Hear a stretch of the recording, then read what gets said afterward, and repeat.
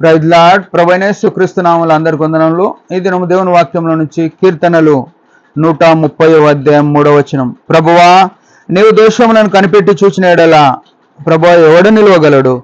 ఆయనను జనులు నీ యందు భయభక్తులు నిలుపునట్లు నీ యొద్ద క్షమాపణ దొరుకును. ప్రభునందు ప్రియమైన వారలారా, మన జీవితం చూసుకుంటే పాపభరితమైన జీవితం, దోషభరితమైన ప్రజలం మనం. ఎందుకంటే ఉదయం మొదలుకొని రాత్రి వరకు మనకు వచ్చే ఆలోచనలు, మనము ఆశపడేటివి, మనము ఆనందపడేటివి, మనకు సుఖం అనుకునేటివన్నీ శరీర సంబంధమైనవి కోరుకుంటున్నాం, భూ సంబంధమైనవి కోరుకుంటున్నాం. అవి దేవుని దృష్టిలో ఎట్లున్నాయంటే పాపముగా ఎంచబడుతూ వచ్చింది. ప్రసంగి గ్రంథం 12వ అధ్యాయంలో 11, 9, 10 వచనాల్లో ఏముందంటే, యవనుడా నీ యవనమందు నీ దృష్టి యొక్క ఇష్టం చొప్పునను నీ మనసు యొక్క ఇష్టం చొప్పునను నువ్వు జరిగించు, అయితే వీటన్నిటిని బట్టి దేవుడు నిన్ను తీర్పులోనికి తెచ్చును అని గుర్తుంచుకో, జ్ఞాపకం ఉంచుకో అని చెప్పినాడు. అంటే మనము నచ్చినవి చేస్తున్నాం. ఈనాడు మనకు ఏదైతే సుఖం అనుకుంటున్నామో దాన్ని కోరుకుంటున్నాం, ఏదైతే ఇష్టం అనుకుంటున్నామో దాన్ని చూస్తున్నాం. దాన్ని బట్టి దేవుడు ఏమంటున్నాడంటే, ఒకనాడు నిన్ను నన్ను తీర్పులో పెడతానని చెప్తున్నాడు. అయితే మనం దోషములను ఆయన కనిపెట్టి చూడట్లేదు. ఈనాడు ఆయన కనిపెట్టి చూస్తే మనము ఈనాడు సజీవంగా ఉండం. ఆయన ప్రేమగల దేవుడు. అయితే ఏమంటున్నాడు, నీ యొద్ద క్షమాపణ దొరుకును అని చెప్పినాడు. ఎంత ఘనమైన మాట. ప్రియమైన వారలారా, నీ నా దోష శిక్ష ఈ లోకంలో ఎవరు కూడా భరించలేనిది ఆయన మాత్రమే శిలువలో ప్రాణం పెట్టి భరించి నీ కొరకు నా కొరకు క్షమాభిక్ష ప్రకటించినాడు.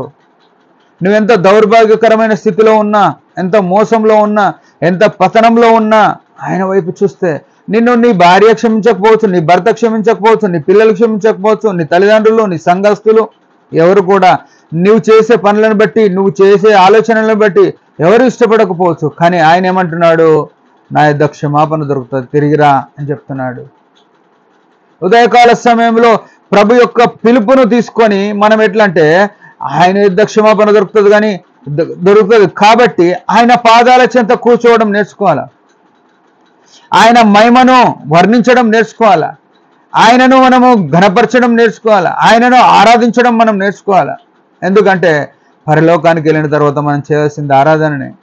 అక్కడ కోళ్ళ దూతలు యెషయా గ్రంథం 3:6లో రాయబడ్డాడు, పరిశుద్ధుడు పరిశుద్ధుడు పరిశుద్ధుడు అని మానగా పొగుడుతూనే ఉన్నారు. ఆయన యొక్క ఔన్నత్యం, ఆయన యొక్క పరిశుద్ధత చూసినాక ఈ భూమి మీద ఏది అవసరం లేకుండా అయిపోతుంది. అందుకే భక్తుడు అన్నాడు, లోకంలో నువ్వు నాకుండగా ఈ లోకంలో ఏది నాకు అవసరం లేదు అని చెప్తూ వచ్చినాడు.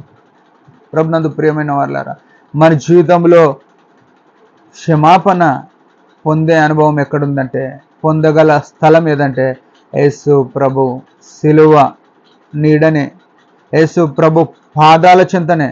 ఆ గొప్ప అనుభూతి మనం కలిగి ఉన్నామా?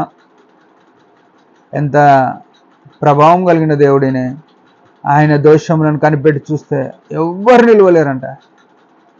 నిన్ను నన్ను ఆయన ఎదుట నిలుపుకోవాలని కోరినాడు. అందుకే ఆయన సిలువలో ప్రాణం పెట్టినాడు. ఆయనను ఎవరు బలవంతం చేయలే. ఆయన ఇష్టపడి నీ కొరకు నా కొరకు ఆ సిలువను మోసినాడు. అయితే ఇక్కడ గమనిస్తే ఏమంటున్నాడు, ఆయన ఈ ఎదుట ఎవ్వరు నిలవలేరు అనే విషయం ఆయనకు తెలుసు. అందుకే ఆయన మరలా జాలిగొంటున్నాడు, మరలా కృపనిస్తున్నాడు. ఆయన ఏమంటే హెచ్చైన కృపనిచ్చే దేవుడుగా ఉన్నాడు. ఆ కృపను మనము నిర్లక్ష్య పెడితే, ఆ కృపను మనము అవమానపరిస్తే ఆయన రాకడలో ఎట్లా ఎత్తబడతాం? ఆయన వచ్చినప్పుడు నిందారహితంగా నీతిగా ఉండాలంటే ఆయన పాదాల చెంతకు మనం వద్దాం. ఆయన కృప కొరకు మనము కనిపెట్టుకొని ఆయన కృపను పొందిన వారమై ఆయన మహిమ కొరకు ఆయనను ఆరాధించే వారమై ఉందాం. దేవుడి మాట దీవించును గాక. చిన్న ప్రార్థన. పరమ తండ్రి యేసు ప్రభు నామములో వందనాలు. దోషభరితమైన జీవితము మమ్మల్ని ఎవరు క్షమించలేరు. ఒక్కడవే క్షమించి మా కొరకు కల్వరి శిలువలో ప్రాణం పెట్టినావు. నీ ప్రేమ వర్ణించి శక్యం కాని దాన్ని నిన్ను స్తుతిస్తూ ఆరాధిస్తూ మమ్మల్ని మీ హస్తాలకు అప్పగించుకుంటూ యేసు ప్రభు నామములో ప్రార్థించి స్తుతించి వేడుకుంటున్నాం తండ్రి. ఆమేన్. మీరందరి పరిచర్య గురించి భారంగా ప్రార్థన చేయండి. Praise the lord.